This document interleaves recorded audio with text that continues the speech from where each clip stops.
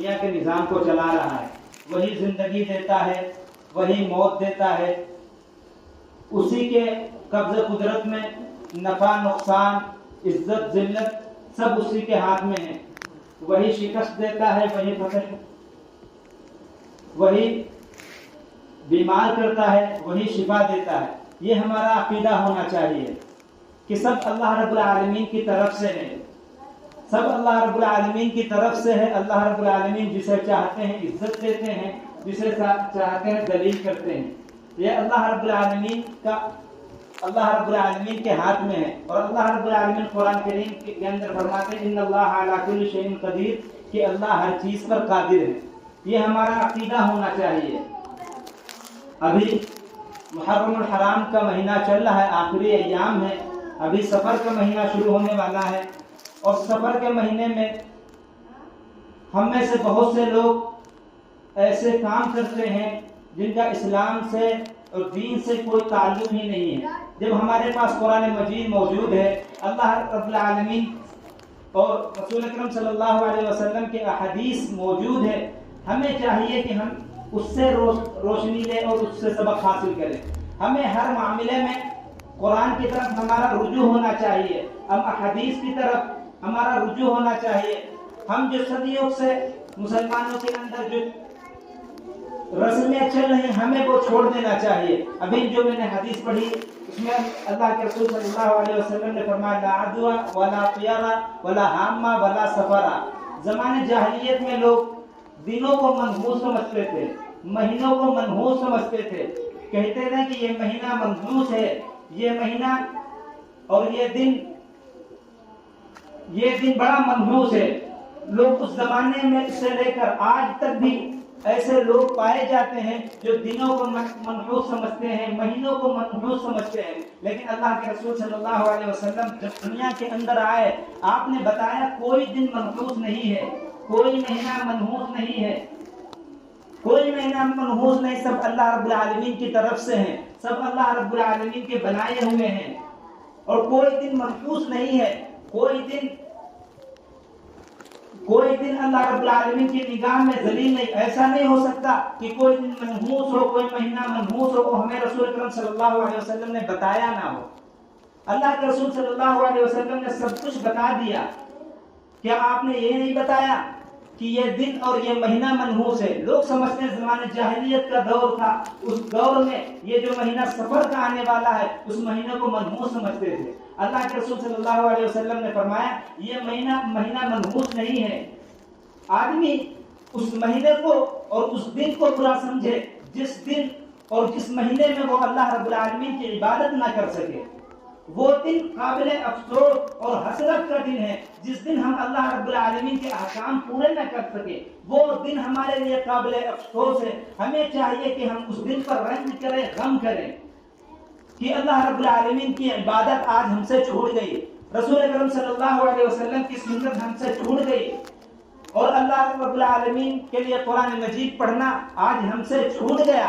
ہمیں اس دن کو اپنے لیے قابل ملامت اور مذمت سمجھنا چاہیے تھا، لیکن یہ زمانے جاہلیت کا دور تھا، اس وقت لوگ ان چیزوں میں زیادہ لگے ہوئے تھے کہ کیسے دنوں کو منحوس کیا جائے اور کیسے ہماری زندگی جو قرآن اور سنت سے ہٹ کر ہے ایسے گزاری جائے۔ ان کے پاس نہ قرآن تھی نہ حدیث تھی، وہ اپنی من مانی زندگی گزار رہے تھے۔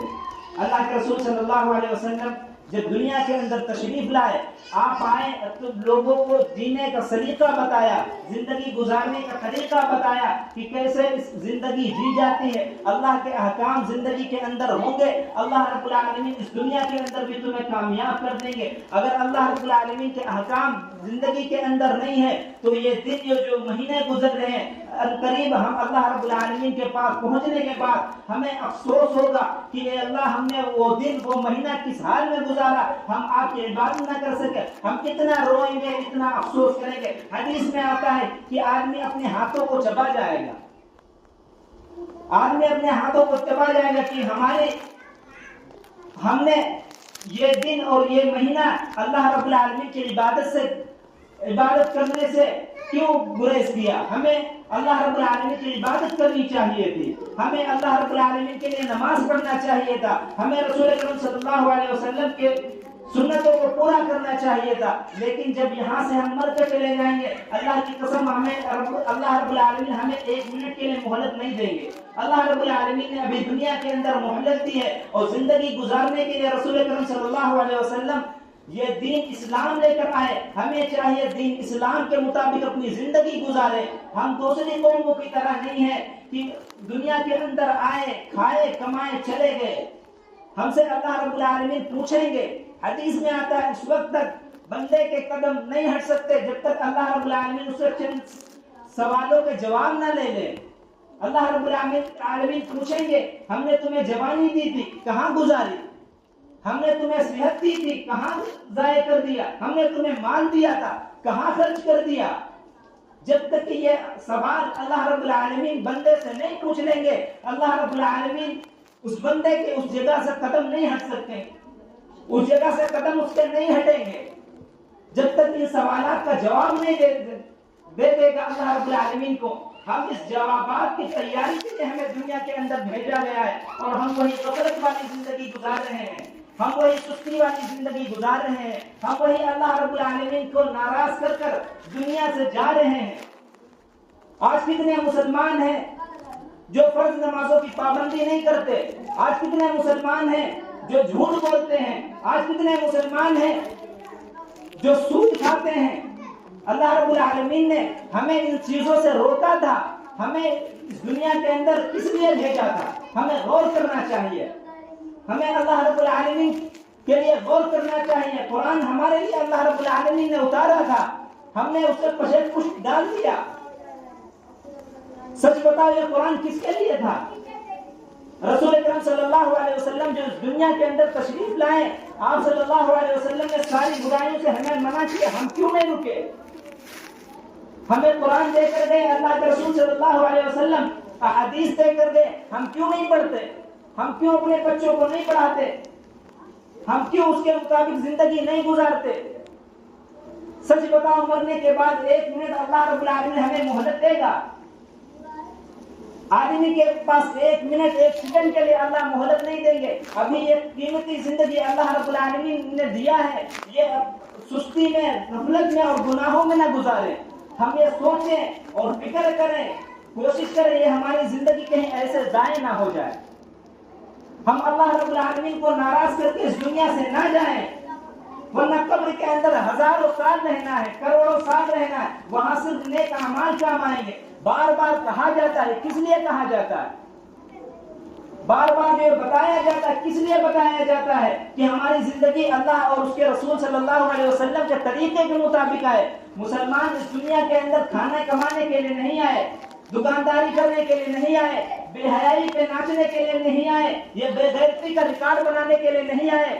اس دنیا کے اندر اللہ رب العالمین نے دین اسلام دیا تھا اور بتایا تھا، فرمایا تھا اللہ کے رسول صلی اللہ علیہ وسلم جب اس دنیا سے گئے تھے، بلغوا عنی ولو آیا، کہ میری طرف سے پہنچاؤ، سب کو بتاؤ، جن لوگوں کو نہیں پتا ان تک یہ دین پہنچاؤ۔ یہ ہماری ذمہ داری تھی، امت محمدیہ کی ذمہ داری تھی۔ رسول اکرم صلی اللہ علیہ وسلم نے یہ ذمہ داری ڈالی تھی۔ آپ نے سوچا تھا یہ امت اس وقت تک چین سے نہیں بیٹھے گی جب تک کہ اللہ کے رسول صلی اللہ علیہ وسلم کا مشن پورا نہ کر دے۔ آپ کا مشن کیا تھا؟ آپ کا مشن کیا تھا؟ آپ کا مشن یہی تھا کہ ہر کچے اور پکے گھر میں اسلام داخل ہو جائے۔ ہم نے کتنوں کو اسلام کے بارے میں بتایا؟ ہم نے کتنے لوگوں کو دین کے بارے میں بتایا؟ ہم نے کتنے لوگوں کو نماز کے بارے میں بتایا؟ یہ صرف مولوی صاحب کی ذمہ داری نہیں ہے، جس نے بھی کلمہ لا الہ الا اللہ محمد رسول اللہ پڑھا اس کی ذمہ داری ہے وہ اپنی اس ذمہ داری کو سمجھے اور اس ذمہ داری کو پورا کرے۔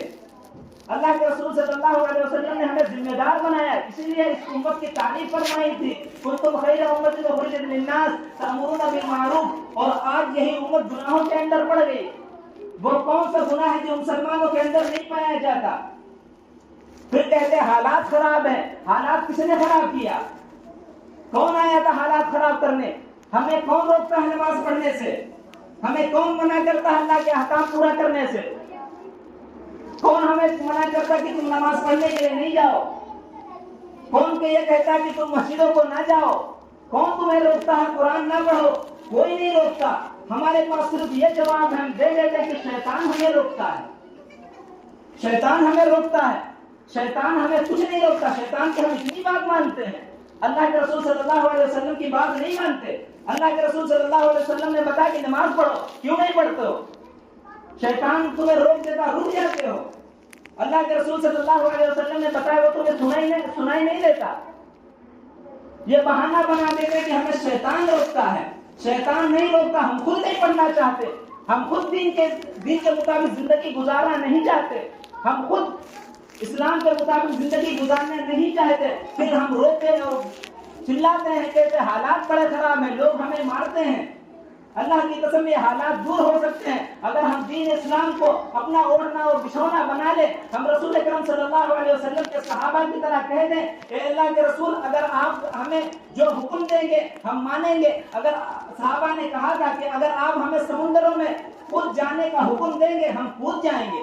ویسے بھی ہم عزم کریں کہ اللہ کے رسول صلی اللہ علیہ وسلم نے جو بتایا ہے وہ ہم کریں گے. یقین جانو یہ حالات بدل جائیں گے. یہ حالات بدل جائیں گے. اس لیے اگر ہم بدلنا نہیں چاہتے، ہم اپنے آپ کو بدلنا نہیں چاہتے، تو یہ اپنے آپ